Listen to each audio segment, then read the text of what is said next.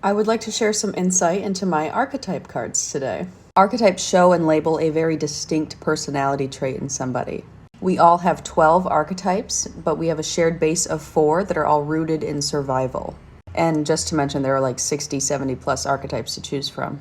But today I'm going to start to go over just the base of those 4 survival archetypes. Those base 4 archetypes we all share are 1, the child, 2, prostitute, 3, victim, and 4, saboteur. We all share these. They are not quite what you might think.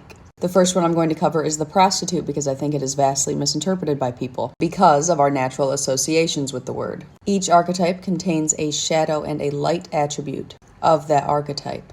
The light attribute of the prostitute card accentuates the challenge of surviving without negotiating the power of your spirit. Shadow attribute highlights how we are willing to compromise any part of ourselves for the sake of physical or material gain. Part 2 of my archetype series, going over the card, the prostitute.